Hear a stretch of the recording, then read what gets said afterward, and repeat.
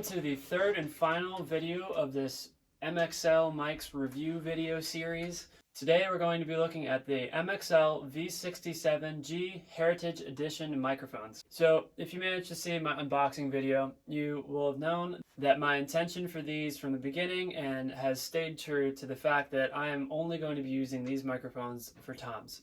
Now, I could use them for overheads, but I do have my favorite pick of MXL microphones for overheads, and that is the V250s. Those microphones are stellar, and I probably will not go away from those two up top recording my full kit for a very long time. As I was saying, my only goal for these two microphones were to use them as tom mics, and I have played around with it a bunch and used them for a considerable amount of time on a bunch of different projects now, and I can confidently say that they are extremely solid microphones for jazz toms. Now, I wouldn't necessarily recommend them for gospel or fusion or funk necessarily.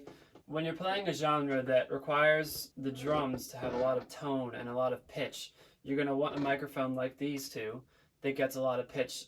However, if I were recording funk or fusion, I might want something a little less pitch involved or a little more deadened, and these won't necessarily be my first pick for that application, although in every jazz recording I do, these will have some part in that. I'm confident that you'll be on the same page as me after I show you a quick demo of these mics focusing on the toms, and I explain how I mix them to get the sound that I currently have. So let's not waste any more time and let's listen to this demo.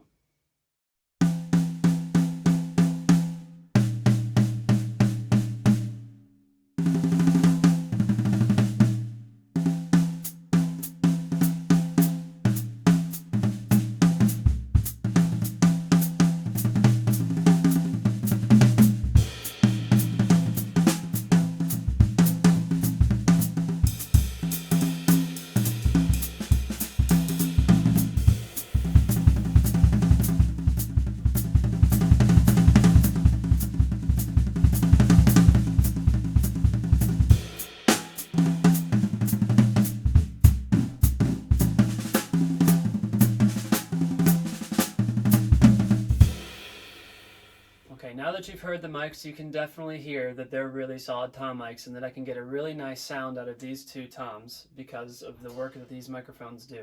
Let's talk about the mixing. For mixing, I do just about the exact same thing that I do in the other two videos, and that is boost the highs and boost the lows a good amount, because there's two different reasons for this for the toms, and I can explain it a little more than I could with the kick or the overheads. The way that the GarageBand EQ works is that the highs and the lows control various different things. The highs control somewhat of an overall sound and get to the entirety of the sound that you're getting, as well as the high end, the S's and the cymbals and all of those kinds of things.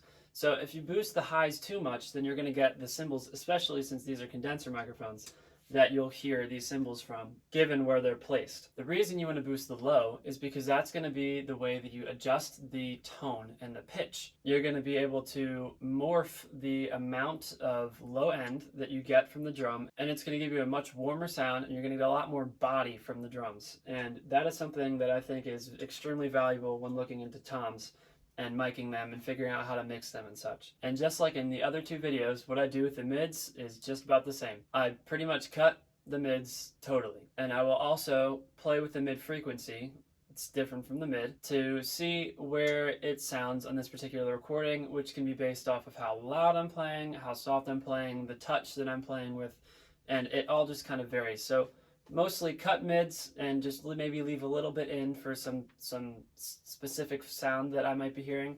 And then mid frequency, I'm going to toy around with a little bit up and a little bit down like I always do. The last thing that I do to mix my toms is I put just a smidge of reverb on, just like I did with the overheads. Now, the reason I do this is because sometimes in the overheads, you're going to get the full kit sound to have the reverb. So when I'm putting the reverb on that, I might not hear the toms as much as I hear the whole kit reverb rather than just the toms. So if I put reverb on the tom mics, I'm getting the reverb from the tom, and then I'm getting that individual reverb. But this is one situation where you definitely don't want to put too much reverb on these microphones because you can really wash out your sound if you do that. those are all the tips that I have for how to mix these, and I hope that you found this helpful and that this review served you well. If you made it this far in the video, and if you made it through all 3 videos in this series, thank you so much for your time, and I really appreciate you supporting the channel. Please feel free to like and subscribe if you are willing, and I'll see you in the next cover video. Thank you for watching.